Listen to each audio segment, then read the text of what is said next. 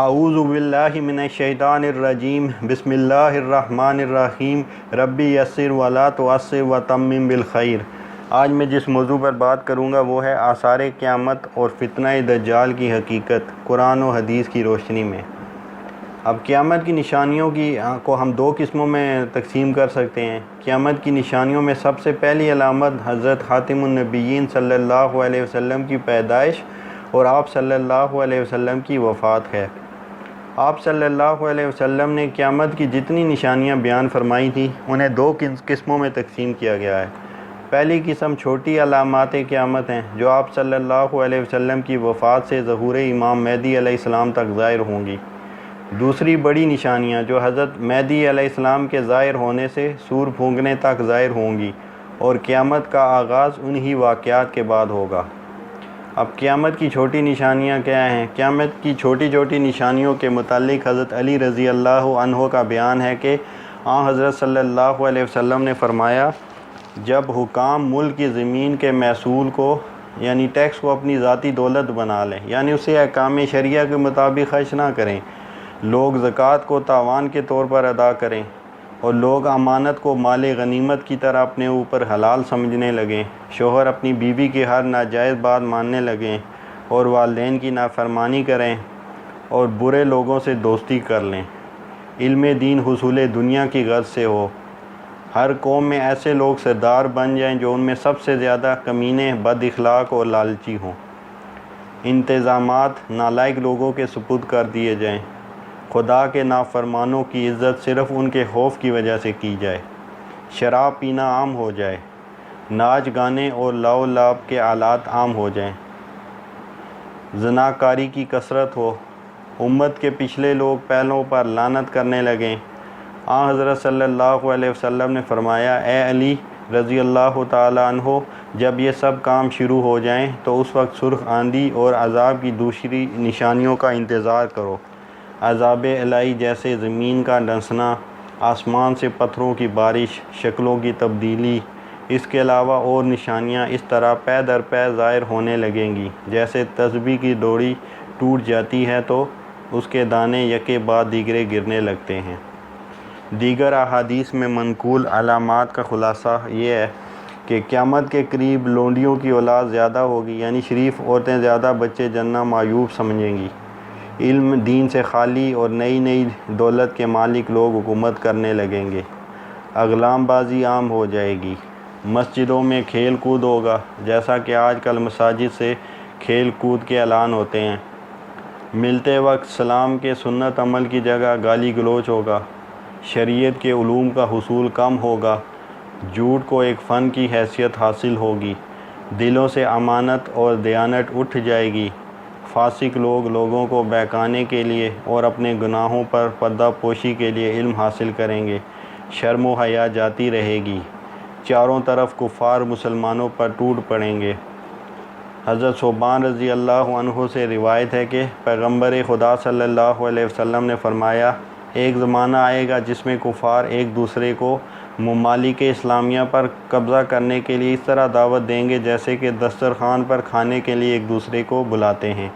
کسی نے عرض کیا، یا رسول اللہ صلی اللہ علیہ وسلم، کیا اس وقت ہماری تعداد کم ہوگی؟ آپ صلی اللہ علیہ وسلم نے فرمایا، نہیں، بلکہ تم اس وقت کثرت سے ہوگے، لیکن بالکل بے بنیاد، جیسے پانی کے بہاؤ کے سامنے ہلکے پھلکے تنکے ہوتے ہیں۔ تمہارا رعب دشمنوں کے دلوں سے نکل جائے گا اور تمہارے دلوں میں سستی پڑ جائے گی۔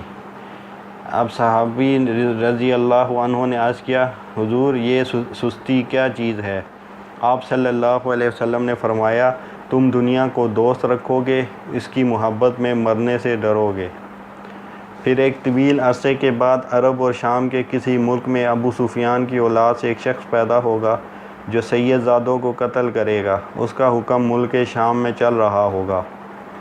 اس دوران شاہ روم عیسائیوں کے ایک فرقے سے جنگ اور دوسرے فرقے سے صلح کرے گا، لڑنے والا فرقہ قسطنطنیہ میں قبضہ کرے گا، بادشاہ روم دارالخلافہ چھوڑ کر ملک شام میں آ جائے گا اور عیسائیوں کے مذکورہ فرقہ دوم کی مدد سے اسلامی فوج ایک خونریز جنگ کرے گی اور فرقہ مخالف پر فتح حاصل کرے گی۔ دشمن کی شکست کے بعد اس فرقے کا ایک شخص کہے گا آج صلیب غالب ہوئی، اسی کی برکت سے ہمیں فتح نظر آئی۔ یہ سن کر لشکر اسلامی کا ایک باحمیر نوجوان شخص اسے مارے گا اور پیٹے گا اور کہے گا نہیں، دین اسلام غالب آ گیا اور اسی کی برکت سے فتح نصیب ہوئی۔ پھر مسلمان اور یہ عیسائی دونوں اپنی اپنی قوم کو مدد کے لیے پکاریں گے، جس کی وجہ سے مسلمانوں اور عیسائیوں میں خانہ جنگی کا منظر برپا ہوگا، جس میں بادشاہ اسلام شہید ہو جائے گا، عیسائی ملک پر قابض ہو جائیں گے اور آپس میں دونوں عیسائی قوموں کی صلح ہو جائے گی۔ باقی ماندہ مسلمان مدینہ منورہ کا رخ کریں گے۔ عیسائیوں کی حکومت مدینہ منورہ کے قریب خیبر تک پھیل جائے گی۔ اس وقت مسلمان اس تجسس میں ہوں گے کہ حضرت امام مہدی علیہ السلام کو تلاش کرنا چاہیے تاکہ ان مصائب سے نجات مل جائے۔ حضرت امام مہدی علیہ السلام اس وقت مدینہ منورہ میں تشریف فرما ہوں گے۔ اس خوف سے کہ مسلمان مجھ ناتواں کو اس عظیم الشان کام کے لیے چن لیں گے، وہ مکہ مکرمہ چلے جائیں گے۔ اس زمانے کے اولیاء کرام اور ابدال حضرت امام مہدی علیہ السلام کی تلاش میں ہوں گے کہ انہیں اپنا امیر بنا کر عیسائیوں کا مقابلہ کریں اور اسلام کو غالب کر دیں۔ مہدی ہونے کے بعد لوگ جھوٹے دعوے دار ہو جائیں گے۔ ان حالات میں حضرت امام مہدی علیہ السلام خانہ کعبہ کے ایک کونے رکن یمانی اور مقام ابراہیم کے درمیان والی جگہ تک طواف کرتے ہوئے پہنچیں گے کہ آدمیوں کی ایک جماعت آپ کو پہچان لے گی اور ان کے دل چاہیں یا نہ چاہیں وہ جماعت آپ کے ہاتھ پر بیعت کرے گی۔ اس واقعے کی ایک نشانی یہ ہے کہ اس سے قبل گزشتہ رمضان المبارک میں چاند سورج دونوں کو گرہن لگ چکا ہوگا اور بیعت کے متعلق آسمان سے یہ ندا آئے گی، ھذا خلیفۃ اللہ المہدی فاستمعوا لہ واطیعوا، یہ خدا کا خلیفہ مہدی ہے، اس کا حکم سنو اور مانو۔ اس آواز کو اس جگہ کے تمام خواص و عوام سن لیں گے۔ اب قیامت کی بڑی نشانیاں کیا ہیں؟ حضرت امام مہدی علیہ السلام سید ہیں اور حضرت فاطمہ الزہرا کی اولاد میں سے ہیں۔ آپ کا قد و قامت قدر لمبا، بدن چست، رنگ کھلا ہوا اور چہرہ پیغمبر خدا صلی اللہ علیہ وسلم کے چہرے کے مشابہ ہوگا۔ آپ کے اخلاق پیغمبر خدا صلی اللہ علیہ وسلم کے اخلاق عالیہ کی طرح کے ہوں گے۔ آپ کا اسم شریف محمد، والد کا نام عبداللہ، والدہ کا نام آمنہ ہوگا۔ زبان میں قدر لکنت ہوگی جس کی تنگی کی وجہ سے کبھی کبھی ران پر ہاتھ مارتے ہوں گے۔ آپ کا علم لدنی ہوگا، یعنی دنیا میں موجود کتابوں سے علم کے محتاج نہ ہوں گے۔ بیعت کے وقت عمر 40 سال ہوگی۔ خلافت کے مشہور ہونے پر مدینہ کی مسلمان فوجیں آپ کے پاس مکہ مکرمہ میں حاضر ہو جائیں گی۔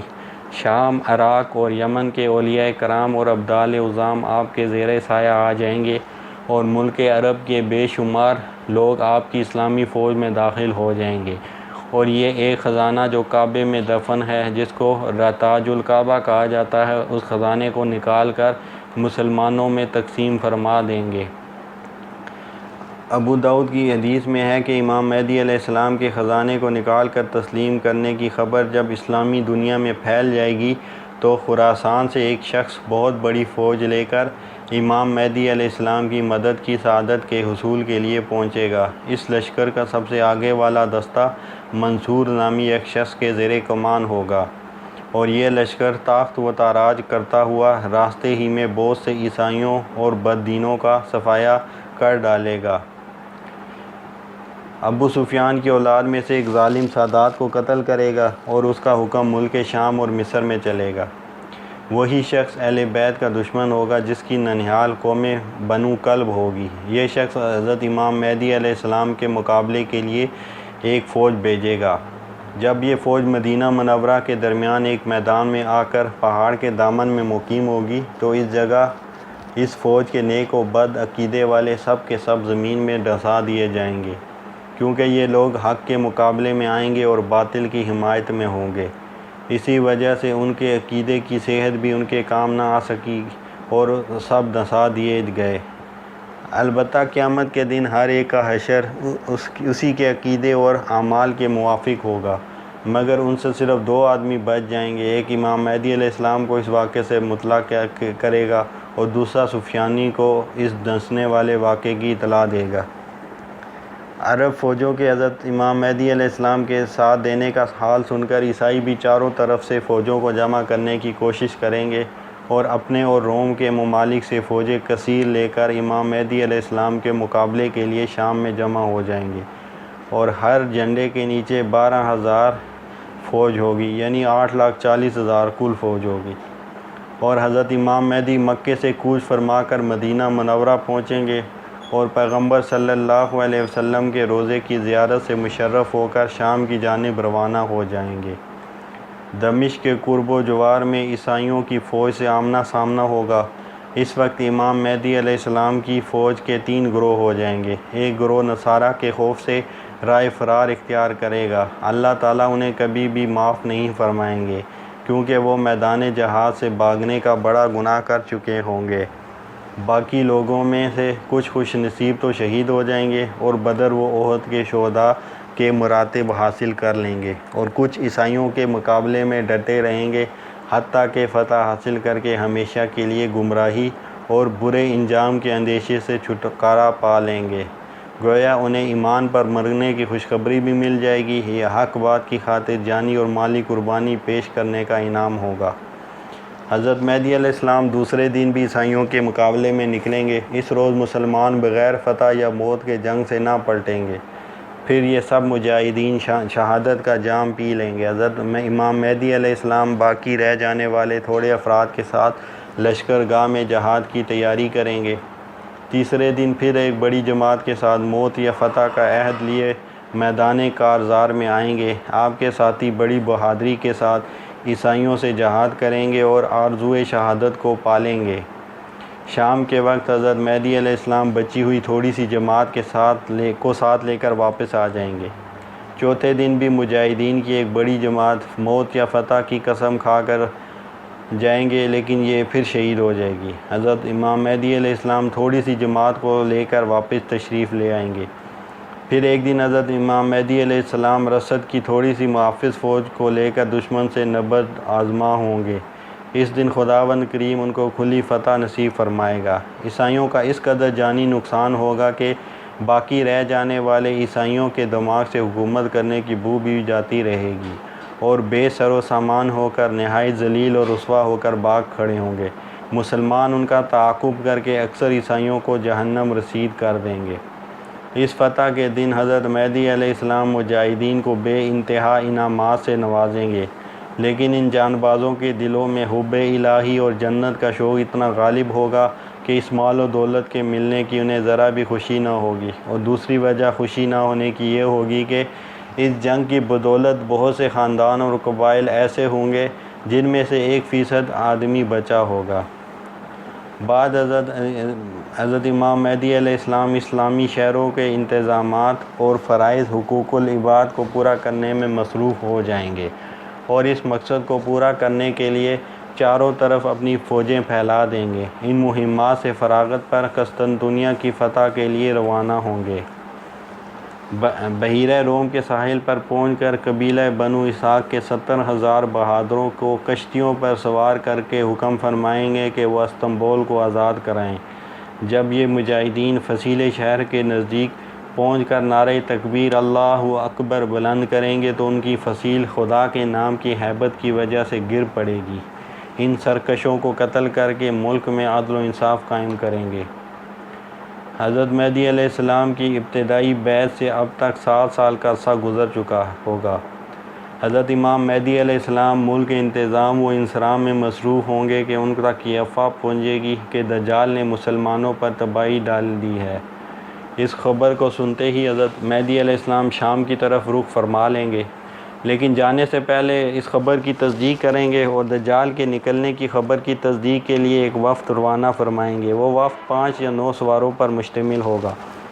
ان سواروں کے متعلق حضرت صلی اللہ علیہ وسلم فرماتے ہیں کہ میں ان کے ماں باپ اور قبائل تک کے ناموں کو جانتا ہوں اور ان کے گھوڑوں کے رنگ تک جانتا ہوں، اور اس وفد میں شامل لوگوں کے متعلق فرمایا کہ وہ روئے زمین پر اس وقت سب سے بہتر انسان ہوں گے۔ اور تحقیق حال کے بعد جب یہ خبر جھوٹی ثابت ہو جائے گی تو جلدی کو چھوڑ کر دوبارہ سے ملک و ملت کے کاموں میں مصروف ہو جائیں گے، لیکن ابھی تھوڑا ہی عرصہ گزرے گا کہ دجال حقیقت میں ظاہر ہو جائے گا۔ دجال یہودیوں میں سے ہوگا، عوام میں اس کا لقب مسیح ہوگا، دائیں آنکھ میں پھلی ہوگی یعنی کہ اس کی دبی ہوئی ہوگی، گھنگرو دار بال ہوں گے، سواری میں ایک بہت بڑا گدھا استعمال کرے گا۔ سب سے پہلے ملک عراق و شام میں ظاہر ہوگا جہاں وہ نبی و رسول ہونے کا دعویٰ کرے گا، پھر وہاں سے اصفہان چلا جائے گا۔ اصفہان ایران کا ایک صوبہ ہے۔ اصفہان میں اس کے ساتھ 70,000 یہودی ہوں گے۔ یہیں سے مزید تکبر میں مبتلا ہو کر خدا ہونے کا دعویٰ کرے گا اور چاروں طرف فساد برپا کرے گا، اور زمین میں بہت سے مقامات پر جا کر اپنے آپ کو خدا کہلوائے گا۔ اللہ تعالیٰ لوگوں کی آزمائش کے لیے اس سے بڑے بڑے ناممکن اور نادر الوقوع کام کروائیں گے۔ اس کی پیشانی پر کاف فا را لکھا ہوگا، جس کی پہچان ہر وہ شخص کر سکے گا جس کے دل میں بھی ایمان ہوگا۔ اس کے ساتھ ایک آگ ہوگی جس کو دوزخ تعبیر کرے گا، اور ایک باغ ہوگا جس کا نام جنت ہوگا۔ اپنے مخالفین کو آگ میں اور اپنے ماننے والوں کو جنت میں ڈالے گا، مگر وہ آگ در حقیقت ایک باغ ہوگا اور باغ در حقیقت آگ کی طرح ہوگا، یعنی اس کا یہ سب کچھ صرف لوگوں کے امتحان کے لیے ہوگا۔ اس کے پاس کھانے پینے کی چیزوں کا ایک بہت بڑا ذخیرہ ہوگا، جس کو چاہے گا اسے خوش ہو کر دے گا۔ جب کوئی فرقہ اس کو رب مان لے گا تو اس کی سرزمین پر اس کے لیے بارش ہوگی، اناج پیدا ہوگا، ان کے درخت پھل دینے لگیں گے، ان کے مویشی موٹے ہو جائیں گے اور دودھ والے جانور دودھ دینے لگیں گے۔ اور جب کوئی جماعت اسے نہ مانے گی، اس سے بارش، پھل، دودھ اور جانوروں کا بڑھنا بند کر دے گا، اور اس قسم کی بہت سی تکلیفیں اہل حق کو دے گا، مگر اہل ایمان کا سبحان اللہ اور لا الہ الا اللہ پڑھنا ہی ان کے کھانے اور پینے کا کام دے گا۔ یعنی اہل ایمان بھوکا اور پیاسا رہنا گوارا کر لیں گے، لیکن اس کے دھوکے میں نہ آئیں گے اور صبر کریں گے۔ پھر اللہ اپنے ذکر کی حلاوت ظاہر کرے گا اور اہل ایمان ذکر سے ہی سیر ہوں گے۔ امام احمد رحمہ اللہ نے نقل کیا ہے کہ اس کے نکلنے سے 2 سال تک پہلے ہی قید رہ چکا ہوگا، تیسرے سال عین دوران قید ہی اس کا ظہور ہوگا۔ زمین کے مدفون خزانے اس کے حکم سے اس کے ساتھ ہو جائیں گے۔ بعض آدمیوں سے کہے گا میں تمہارے مردہ ماں باپ کو زندہ کر سکتا ہوں، تاکہ اس قدرت کو دیکھ کے تم میری خدائی کا یقین کر لو۔ یہ کہہ کر شیاطین کو حکم دے گا کہ زمین سے اس کے ماں باپوں کی شکلیں بنا کر نکلو، تاکہ یہ مجھے خدا تسلیم کر لے۔ چنانچہ وہ ایسا ہی کریں گے، اور کتنے ہی لوگ اپنے ماں باپ کو سامنے پا کر اس کو سچا مان لیں گے اور گمراہ ہو جائیں گے۔ لیکن جن کے یقین اللہ کی ذات پر ہوں گے، اس نے فرمایا ہے کہ یحیی و یمیت، وہ اللہ ہی زندہ کر سکتا ہے اور وہی مار سکتا ہے۔ فرمایا یوم نحشرہم جمیعا، ہم ہی انہیں قیامت کے دن زندہ کر کے جمع کریں گے۔ جن اہل ایمان نے کتاب و سنت کی تعلیم کے مطابق اپنے ایمان کو مضبوط کیا ہوگا، دجال کے بڑے بڑے کارنامے انہیں متاثر نہ کر سکیں گے، اور وہ ایماندار ان تمام خلاف عادت کاموں کو شعبدہ بازی، شیطانیت اور گمراہی اور جادوگری کا نام دیں گے، بلکہ دیگر نشانیوں سے تعین کر کے کہیں گے کہ یہ دجال ہے، جس کے سب سے بڑے دھوکہ باز ہونے کی گواہی ہمارے حضرت محمد صلی اللہ علیہ وسلم پہلے سے دے چکے ہیں۔ ان حالات میں لوگوں کو دکھاتا ہوا اور کمزور ایمان والوں کو گمراہ کرتا ہوا بہت سے ممالک میں سے گزر جائے گا، یہاں تک کہ وہ یمن کی سرحد میں پہنچے گا تو بد دین لوگوں میں بڑا مقبول ہوگا، اور وہ لوگ سب کاموں کو چھوڑ کر اس کے ساتھ ہو جائیں گے۔ صحیح مسلم و بخاری میں ہے کہ یہاں سے لوٹ کر وہ مکہ مکرمہ کے قریب مقیم ہوگا، لیکن وہاں فرشتوں کی حفاظت مکہ معظمہ کی ذمہ داری کی وجہ سے داخل نہ ہو سکے گا۔ پھر وہاں سے مدینہ منورہ کا ارادہ کرے گا۔ اس وقت مدینہ طیبہ کے 7 دروازے ہوں گے، ہر دروازے کی حفاظت کے لیے خداوند کریم 2 فرشتے مقرر فرمائے گا، جن کے ڈر سے دجال کی فوج اس شہر نبی علیہ السلام میں داخل نہ ہو سکے گی۔ نیز مدینہ منورہ میں ایک زلزلہ آئے گا، جس کی وجہ سے بد عقیدہ وہ منافق لوگ جو ہیں وہ خائف ہو کر شہر نبی علیہ السلام سے نکل جائیں گے اور باہر آ کر دجال کے پھندے میں پھنس جائیں گے، کیونکہ مدینہ طیبہ میں یہ لوگ اللہ اور اس کے رسول کی محبت سے نہیں رہ رہے ہوں گے، بلکہ اپنی دنیاوی اغراض سے وہاں ہوں گے، ان کو مدینہ اور صاحب مدینہ کی سنت اور محبت سے کوئی غرض نہ ہوگی۔ اس وجہ سے انہیں زلزلے کے ذریعے اس پاک سرزمین سے نکال دیا جائے گا، کیونکہ بہت سے انسان روپیہ پیسہ کمانے کی غرض سے وہاں رہتے ہیں، انہیں روضہ رسول صلی اللہ علیہ وسلم پر سلام تک نصیب نہیں ہوتا۔ جب یہ ملعون ارض مقدس مدینہ سے باہر موجود ہوگا، انہی دنوں مدینہ میں ایک عالم بزرگ ہوں گے جو اس ملعون کو اپنے علم خدا داد سے پہچانیں گے اور اسے لاجواب کرنے اور لوگوں کو حق راہ بتلانے کے لیے دجال سے مناظرہ کریں گے۔ چنانچہ مدینہ سے باہر آ کر دجال کی فوج کے قریب آ کر پوچھیں گے دجال کہاں ہے۔ وہ ان کی گفتگو کو دجال کے ادب کے خلاف سمجھیں گے، اس عالم دین بزرگ کو قتل کرنے کا ارادہ کریں گے، لیکن ان میں سے کچھ لوگ منع کر دیں گے اور کہیں گے کہ تمہیں معلوم ہونا چاہیے کہ ہمارے اور تمہارے خدا یعنی دجال نے بغیر اجازت کسی کو قتل کرنے سے روک رکھا ہے۔ چنانچہ وہ دجال سے جا کے کہیں گے کہ ایک شخص آیا ہے جو بڑا گستاخ ہے اور آپ کی خدمت میں حاضر ہونا چاہ رہا ہے۔ دجال ان بزرگ عالم کو اپنے پاس بلائے گا۔ جب وہ بزرگ دجال کے چہرے کو دیکھیں گے تو فرمائیں گے میں نے تجھے پہچان لیا، تو وہی دجال ملعون ہے جس کی پیغمبر خدا صلی اللہ علیہ وسلم نے خبر دی تھی اور تیری گمراہی کی حقیقت بیان فرمائی تھی۔ دجال غصے میں آ کر کہے گا اس کو آرے سے چیر دو۔ یہ سن کر اس کے ماننے والے اٹھیں گے اور اس بزرگ کے دو ٹکڑے کر ڈالیں گے اور عبرت کے لیے دائیں بائیں ڈال دیں گے۔ پھر خود دجال ان دونوں ٹکڑوں کے درمیان سے نکل کر لوگوں سے کہے گا اب اگر میں اس مردے کو زندہ کر دوں تو کیا تم میری خدائی کو تسلیم کر لو گے؟ وہ کہیں گے ہم تو پہلے ہی آپ کے خدا ہونے کو مانتے ہیں اور کسی قسم کا شک و شبہ دل میں نہیں رکھتے۔ ہاں اگر آپ اسے ہمارے سامنے زندہ کر دیں اور ایسا ہو جائے تو ہم کو مزید اطمینان ہو جائے گا۔ پھر وہ ان دونوں ٹکڑوں کو اکٹھا کر کے زندہ ہونے کا حکم دے گا۔ چنانچہ وہ خدائے قدوس کی حکمت اور ارادے سے زندہ ہو کر کہے گا اب تو مجھے پورا یقین ہو گیا ہے کہ تو وہی مردود دجال ہے کہ جس کے لعنتی ہونے کی خبر پیغمبر خدا صلی اللہ علیہ وسلم نے دی تھی۔ دجال جھنجھلا کر معتقدین کو حکم دے گا کہ اس کو ذبح کر دو۔ یہ سن کر اس کے مریدین آپ کی گردن پر چھری پھیریں گے مگر اس سے انہیں کوئی تکلیف نہ پہنچے گی۔ دجال شرمندہ ہو کر انہیں اپنی خود ساختہ دوزخ میں ڈالے گا مگر حضرت ابراہیم علیہ السلام کے معجزے کی طرح وہ آگ ان پر ٹھنڈی اور سلامتی والی ہو جائے گی۔ اس کے بعد دجال سے یہ طاقت چھین لی جائے گی اور پھر اس کے بعد وہ کسی مردہ کو زندہ نہ کر سکے گا اور یہاں سے ذلیل اور رسوا ہو کر ملک شام کو روانہ ہو جائے گا۔ اس کے دمشق پہنچنے سے پہلے حضرت امام مہدی علیہ السلام دمشق پہنچ چکے ہوں گے اور دجال کے فتنے کو مٹانے کے لیے جنگ کی پوری تیاری اور ترتیب طے کر چکے ہوں گے۔ امام مہدی علیہ السلام جنگ کی تیاری کے لیے فوج کو ہدایات دے رہے ہوں گے کہ حضرت عیسیٰ علیہ السلام دو فرشتوں کے کاندھوں پر ہاتھ رکھ کر آسمان سے دمشق کی جامع مسجد میں مشرقی مینارے پر جلوہ افروز ہو کر آواز دیں گے کہ سلم یعنی سیڑھی لے آؤ۔ سیڑھی حاضر کر دی جائے گی، آپ اس کے ذریعے اتر کر امام مہدی علیہ السلام سے ملاقات کریں گے۔ صحیح مسلم کی روایت ہے کہ امام مہدی علیہ السلام حضرت عیسیٰ علیہ السلام سے بڑی تواضع اور اچھے اخلاق سے پیش آئیں گے اور عرض کریں گے یا نبی اللہ امامت کیجیے۔ حضرت عیسیٰ علیہ السلام ارشاد فرمائیں گے امامت تم ہی کرو اس لیے کہ تم میں سے بعض دوسروں کے لیے امام ہیں اور اے امت محمدیہ یہ امامت کی عزت اللہ تعالی نے تمہیں ہی بخش دی ہے۔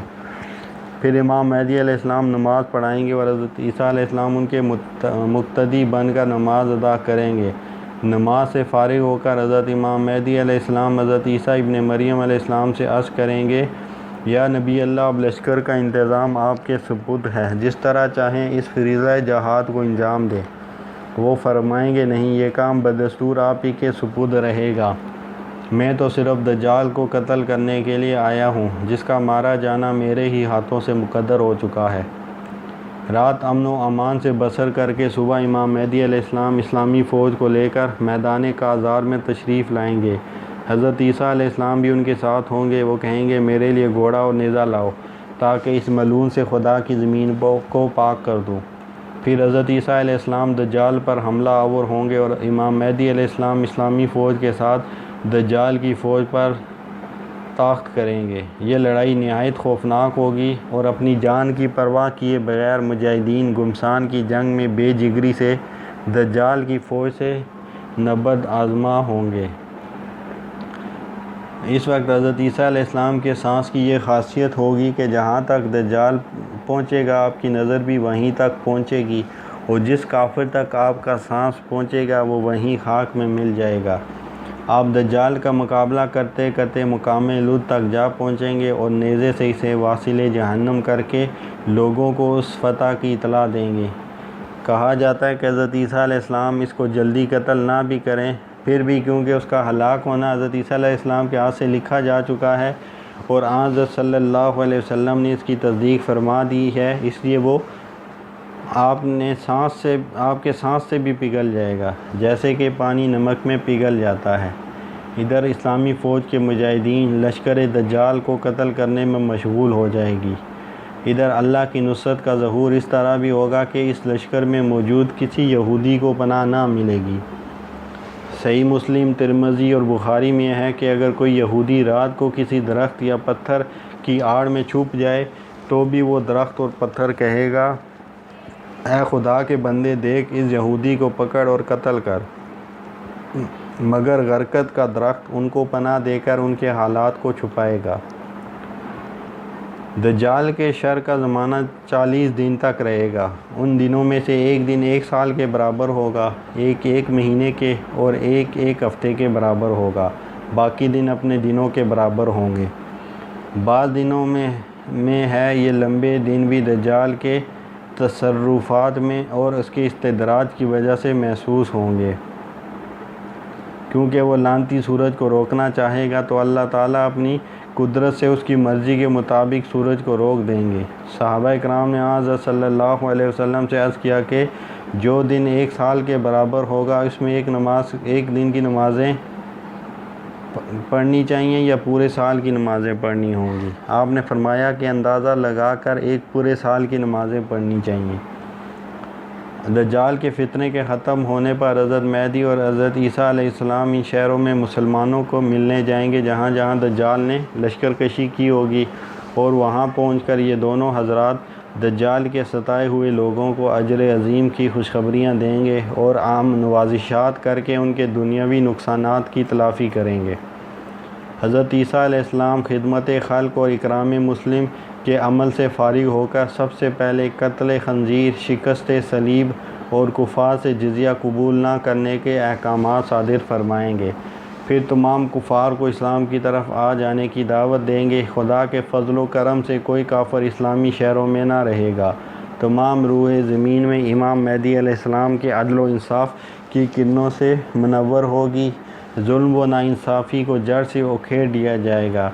تمام لوگ اللہ کی اطاعت و عبادت میں مشغول ہوں گے۔ آپ کی خلافت کی میعاد 7 سال، ابو داؤد کے مطابق اور حاکم کے مطابق 8 سال اور ترمذی کے مطابق 9 سال ہوگی۔